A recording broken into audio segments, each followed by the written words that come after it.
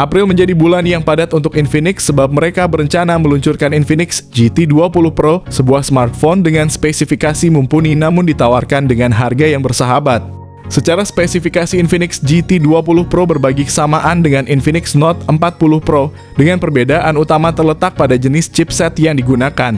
Lebih spesifik, Infinix Note 40 Pro 5G memiliki kesamaan spesifikasi yang signifikan dengan Infinix GT20 Pro, namun ketika dibandingkan dengan Infinix Note 40 Pro yang baru saja memasuki pasar Indonesia, kami lebih tertarik pada Infinix GT20 Pro. Alasan utama adalah Infinix GT20 Pro sudah mendapatkan sertifikasi dari SDPPI Indonesia menandakan bahwa peluncuran di pasar Indonesia hanya tinggal menunggu waktu. Smartphone ini dikabarkan akan menggunakan chipset Dimensity 8200. Sertifikasi internasional juga telah diperoleh sehingga kita hanya menunggu tanggal peluncurannya saja. Kami memperkirakan bulan April menjadi waktu yang tepat untuk peluncuran ponsel ini di Indonesia. Setelah diperhatikan lebih detail, Infinix GT20 Pro ternyata menawarkan performa yang sangat luar biasa dan lebih unggul dibandingkan dengan seri Infinix Note 40 lainnya. Termasuk varian paling atas sekalipun yang tampaknya bisa dengan mudah dikalahkan oleh Infinix GT20 Pro. Dengan harga peluncuran yang diperkirakan berada di kisaran 3 jutaan untuk pasar global, ponsel ini tidak hanya menjanjikan spesifikasi yang menarik tetapi juga berpotensi merubah dinamika harga dalam industri smartphone. Untuk memberikan gambaran yang lebih jelas, saya akan mengulas lebih dalam tentang spesifikasi harga kelebihan serta kekurangan dari Infinix GT20 Pro. Mengenai desain, Infinix tampaknya mempertahankan ciri khas mereka dengan desain kamera belakang yang elegan dan kotak mirip dengan model sebelumnya. Di bagian belakang, penggunaan bahan kaca berkilau menambahkan sentuhan estetika yang premium, sementara sertifikasi IP53 menjamin ketahanan terhadap air dan debu.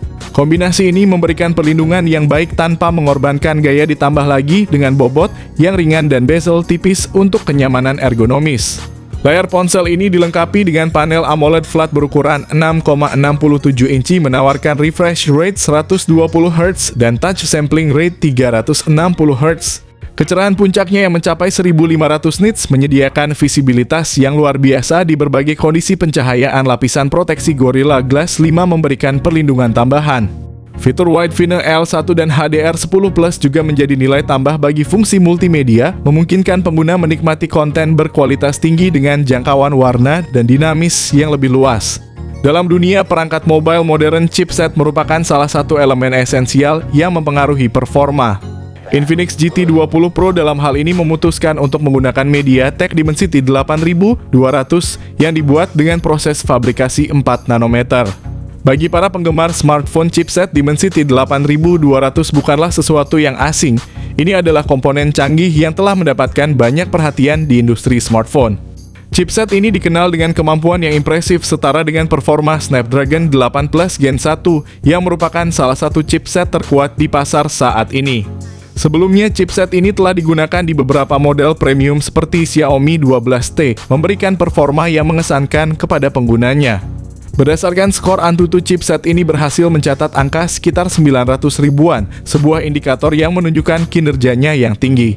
Infinix GT20 Pro dengan RAM hingga 12 GB dan penyimpanan internal sebesar 256 GB menawarkan kemampuan multitasking yang lancar tanpa penurunan performa. Perangkat ini menjalankan Android 14 yang diintegrasikan dengan antarmuka pengguna XOS 14 dan dijanjikan untuk menerima 2 kali update OS Android serta 3 tahun pembaruan keamanan. Berdasarkan rumor terbaru yang kami dengar, sayangnya Infinix akan menggunakan kamera utama 108 MP dengan sensor Samsung HM2 yang dilengkapi OIS, serta kamera makro dan depth sensor yang masing-masing beresolusi 2 MP. Kekurangan yang cukup terasa di sini adalah fakta bahwa Infinix benar-benar menghilangkan lensa ultra wide pada ponsel mid-range mereka. Hal ini bisa menjadi pertimbangan penting bagi kalian yang sering menggunakan fitur tersebut dan mungkin membuat kalian perlu berpikir ulang sebelum memutuskan untuk membeli ponsel Infinix terbaru. Pastikan untuk mempertimbangkan semua aspek termasuk kebutuhan fotografi kalian sebelum membuat keputusan. Dari segi perekaman video, Infinix GT20 Pro menawarkan rekaman 4K pada 30 fps. Sementara kamera depannya masih mempertahankan standar 2K yang dianggap cukup memadai untuk video selfie dan panggilan video. Pengalaman fotografi yang menakjubkan pada perangkat ini diperkaya dengan fitur konektivitas canggih termasuk teknologi 5G. Jack audio 3,5 mm Bluetooth 5.3 dual speaker stereo dari JBL, slot kartu memori koneksi NFC, serta vapor cooling chamber untuk menjaga suhu perangkat tetap stabil.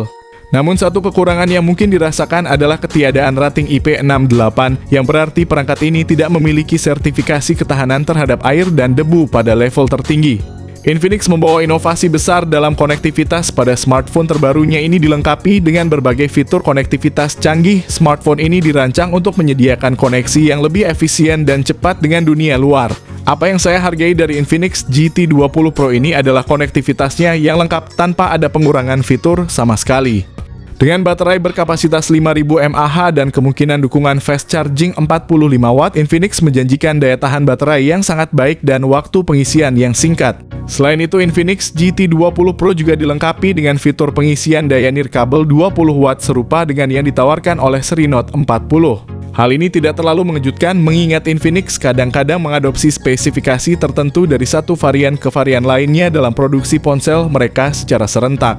Peluncuran global smartphone ini direncanakan pada April 2024 dan kami berharap Indonesia akan menjadi salah satu negara pertama yang menyambut kehadiran Infinix GT20 Pro. Secara keseluruhan, Infinix GT20 Pro menandai sebuah kemajuan besar dibandingkan dengan pendahulunya Infinix GT10 Pro. Melihat dari keseluruhan, Infinix GT20 Pro memang menawarkan spesifikasi yang mengesankan, terutama dengan peningkatan signifikan pada chipsetnya yang didukung oleh RAM besar. Meskipun untuk aspek baterai, layar, dan kamera tidak terlihat adanya peningkatan yang signifikan jika tujuan kalian adalah gaming, Infinix GT20 Pro dengan jelas dapat menjadi pilihan yang sangat layak dipertimbangkan.